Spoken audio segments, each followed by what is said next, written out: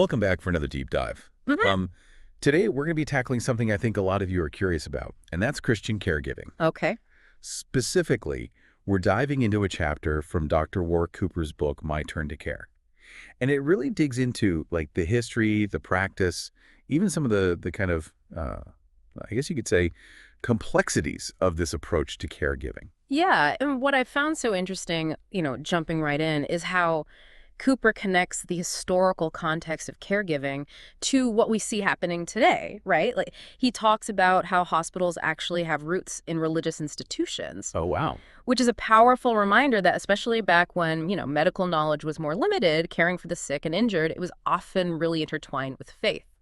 Yeah, it makes you think about those ancient temples, and like they weren't just about rituals, right? They were often the epicenter of caregiving, especially in times of like plague or war. Right. It's fascinating how that connection has kind of evolved over time. It really is. And Cooper really highlights this shift towards secularization, particularly in modern medicine.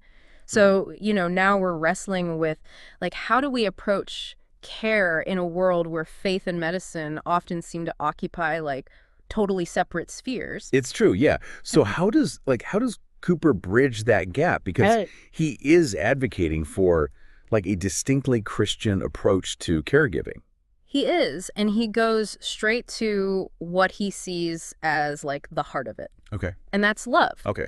But what I appreciate is that he doesn't leave it as this like vague concept. Right. He grounds it in those concrete one another commands from the Bible. Those Right. love one another, bear one another's Close burdens. to one another. Exactly. Like it creates this framework for action, which I think can be really helpful, especially like practically speaking. Totally. It's almost like he's giving us like a practical checklist, in a way. But even with those with that checklist, those big commandments like love your neighbor, they can feel overwhelming, you Right. know?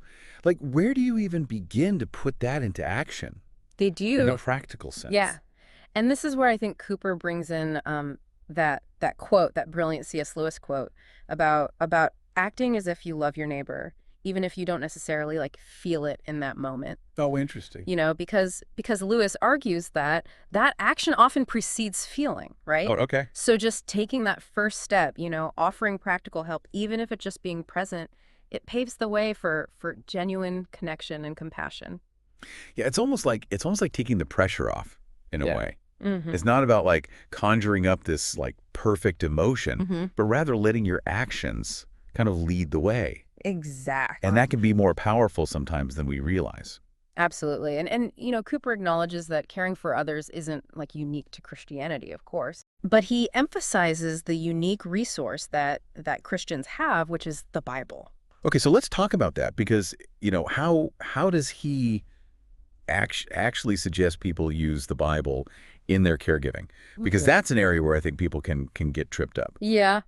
He offers some practical suggestions like gifting Bibles Yeah. or like incorporating verses into correspondence, things like that. Right. But here's the tip I found really surprising is he really emphasizes using modern translations. I wouldn't have even thought about that. Right. But it speaks to the importance of like accessibility, right? Yeah. Like you want the message to resonate regardless of which version someone's reading. Exactly. He talks about how language evolves, and for someone who's, not familiar with King James English, for example, it can be a real barrier Yeah. to really connecting with the text. So it's about prioritizing understanding Right. over a rigid adherence to just tradition. I love that. I love how he like emphasizes that accessibility piece. Yeah. Because I think that's crucial when we talk about using the Bible responsibly, Right. especially in caregiving. And he doesn't shy away from the potential for misuse, does he? No, not at all. And he names manipulation like right out of the gate as a major pitfall. Yeah. Like using verses out of context to like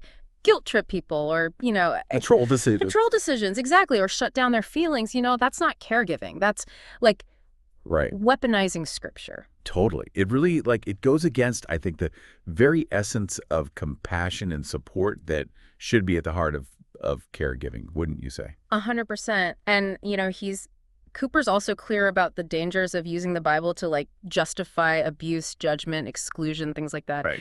It's about like he emphasizes this like The Bible should never be a tool to harm or devalue anyone. Right. It's about recognizing the power of these texts and the responsibility that comes with sharing them, especially with people who are vulnerable. It makes you think about like the need for both knowledge and compassion, you know? Yeah, Like knowing the text, but also like understanding the context, the exactly. individual, Yeah. approaching them with sensitivity. 100%, yeah. He reminds us that, like, interpretation is key. It's not about, like, cherry picking verses to fit an agenda, but really, like, Right. engaging with the text as a whole and doing so with humility and a willingness to learn and grow. I like that.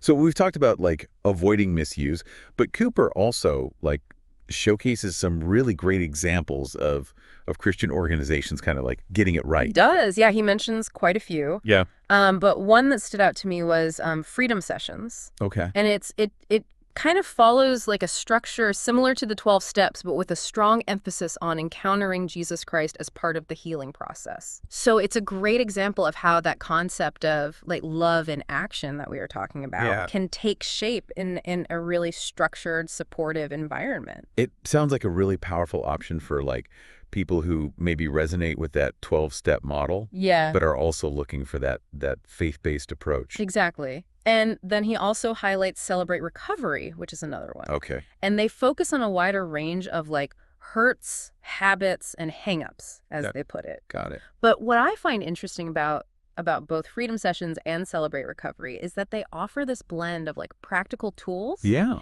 and spiritual support, Right. recognizing that we often need both. Totally. Yeah. It's not like the either situation. Right, Right. right. You can have like the structured support alongside the spiritual grounding. Exactly.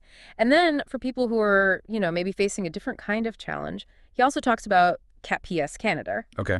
which is Christians Against Poverty. And they offer like practical guidance with things like budgeting, debt management, even like advocacy. Wow. And it's all rooted in this like, belief that everyone deserves financial dignity. I love that.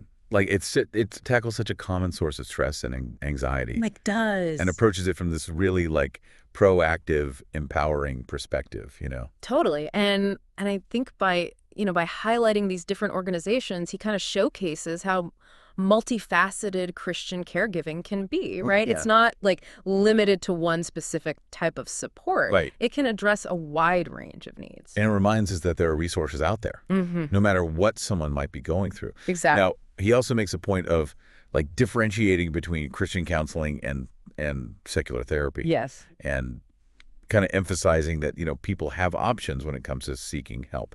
Yeah. Why do you think that distinction is so important?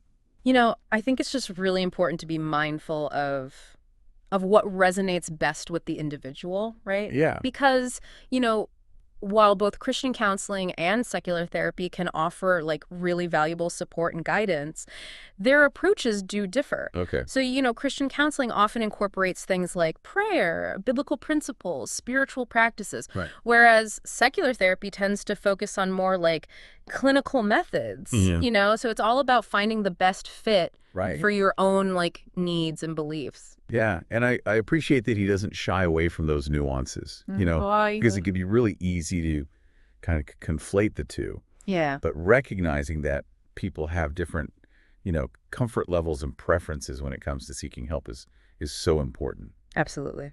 And speaking of recognizing those nuances, Cooper doesn't really let us off the hook at the end of this chapter. He doesn't. He leaves us with some serious food for thought, wouldn't you say? He does. He calls it, "It's your turn, apply it," and poses some like really thought-provoking questions. And one that kind of struck me was, should every Christian both give and receive counsel?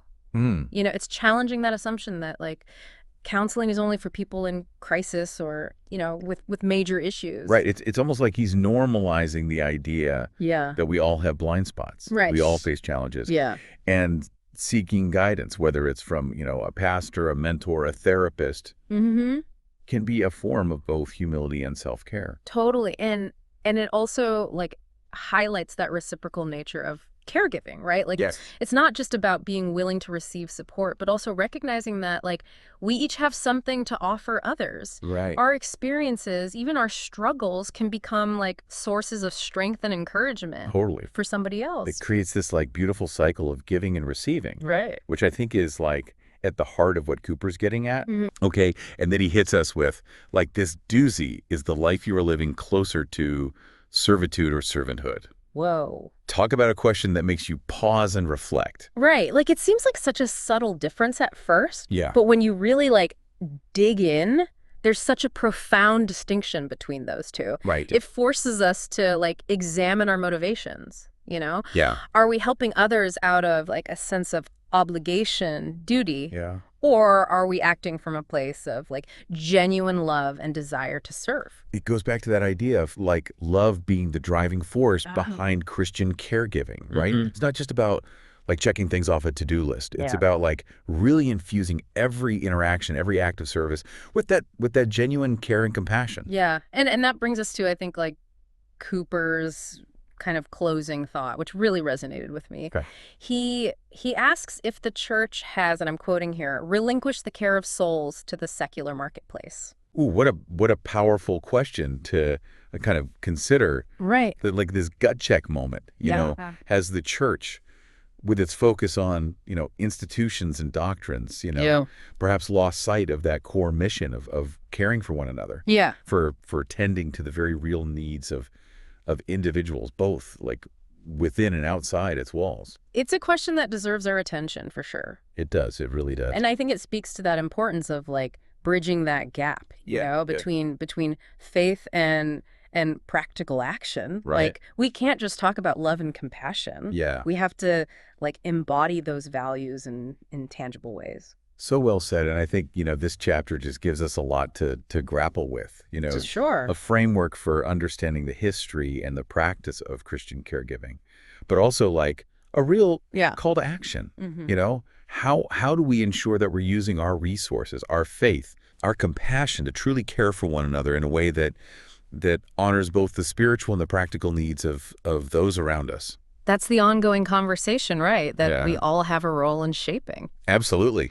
Well, there you have it. Another deep dive Yeah. full of history, heart, and even, a few homework assignments, I think, for us all to kind of Chuckles. ponder. So until next time, keep exploring, keep asking those tough questions, and most importantly, Yes. keep diving deep.